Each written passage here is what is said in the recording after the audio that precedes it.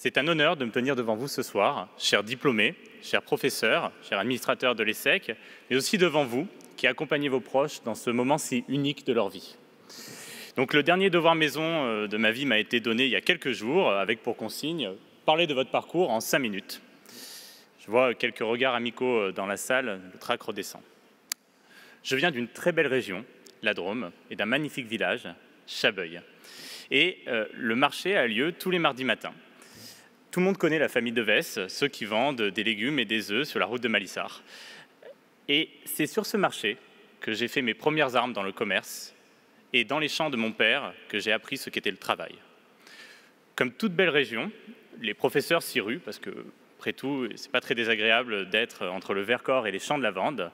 Et quand ils trouvent un petit garçon curieux en classe, ils le poussent. Ils lui parlent de formation, l'on fait autant de mathématiques que d'histoire, que de culture générale. Madame Lenoir, ma professeure de français, latin, grec au collège, je pense encore à vous. Le problème de ces formations, c'est qu'elles se font dans des villes et parfois un peu loin. Alors, pour ne pas inquiéter la mère la plus possessive du monde, que j'appelle encore 2 fois par jour minimum, je l'ai amené faire les portes ouvertes du lycée du Parc. Ça lui a montré que ce n'était pas si loin et qu'après tout, les gens survivent à la classe préparatoire. Peu après, je suis admis à Saint-Louis, mais je ne lui avais pas dit que j'avais postulé pour Paris. Après 3 ans de classe préparatoire, pas les moins intenses de ma vie, 2 semaines d'écrit, je rentre à la maison et mon père se précipite pour me voir en me disant « Steven, il va pleuvoir, il faut qu'on rentre les bottes de paille, dépêche-toi ». Je n'avais pas vu le jour depuis des mois, je vous laisse imaginer les coups de soleil et les courbatures. Et c'est ça, le retour à la réalité. Peu après, viennent les résultats. J'ai pu mettre sur mon groupe Facebook hashtag je suis ESSEC.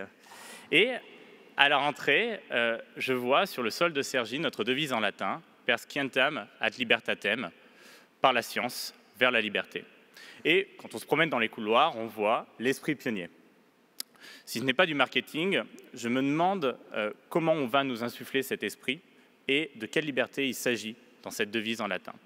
Et pour vous, 2 anecdotes qui m'ont particulièrement marqué pendant ma scolarité et qui, je pense, illustrent comment l'ESSEC s'y prend pour répondre à ces questions. La première, c'était pendant un séminaire, on avait une conférence d'un psychiatre. Il est spécialiste des cas difficiles, les personnes qui ne viennent pas au rendez-vous, qui ne prennent pas leur traitement. Les personnes ne viennent pas au rendez-vous, chez lui, pas de rendez-vous. Ils ne prennent pas leur traitement, et ils décident ensemble quels médicaments et quelle dose il leur faut pour guérir. Ce qui fait de lui un esprit pionnier à sa façon, c'est qu'il voit comme un symptôme de leur maladie le fait qu'ils soient des cas difficiles et non comme un problème en soi. La deuxième anecdote, c'était en petit groupe, pendant un autre séminaire, un gradé de l'armée de terre nous donne une leçon sur la prise de décision. Il nous raconte 2 anecdotes. La première, c'est que globalement, un décisionnaire a toujours une première idée de l'intervention qu'il veut faire.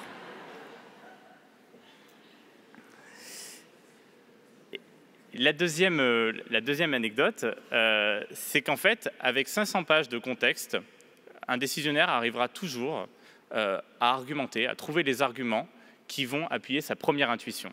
Alors que quand on ne donne que 5 à 10 pages d'éléments, les faits sont plus retors et on pense certainement plus libre de nos préjugés. Peut-être ça, la liberté, dans la devise en latin. C'est par ce genre de rencontre exceptionnelle, aussi par un double diplôme avec Centrale Supélec, et au gré des rencontres, que j'ai eu envie, moi aussi, à ma façon, d'incarner cet esprit pionnier de l'ESSEC en entreprenant. J'ai fondé une société, Emeris, il y a de ça 1 an, et dans cette société, ce qu'on fait, c'est que par la technologie, on décontamine nos semences et on fait en sorte qu'elles absorbent un peu mieux l'eau, surtout dans les conditions arides. J'ai fondé une autre société récemment qui permet à nos agriculteurs d'avoir des dispositifs pour qu'ils puissent générer de façon autonome et décarbonée leur propre engrais. Vous l'aurez compris, mon combat à moi, c'est l'agriculture. Mais en fait, des combats, il y en a autant, si ce n'est plus, que de visages que je vois devant moi. Et le message que j'ai à notre promotion, celle qui nous précède, celle à venir, en fait, il n'est pas si différent de celui qu'on voit à Cergy quand on arrive. Ne vous censurez pas. Nous sommes tous acteurs de l'équilibre global, qu'il soit écologique ou social. Et c'est par vos connaissances, par l'ouverture d'esprit que l'on a appris à l'ESSEC, que je suis sûr, ensemble, nous allons relever les défis de notre temps. J'aimerais terminer mon intervention par une dédicace, tout d'abord à mon petit frère que j'ai laissé à l'âge de 4 ans pour partir à Paris, et aux 4 femmes de ma vie qui sont là, ma mère, ma petite sœur, ma femme, qui porte en elle ma fille.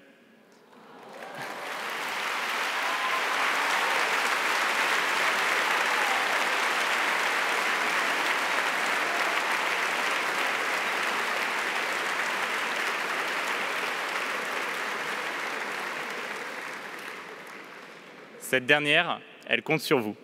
Merci à tous. Merci.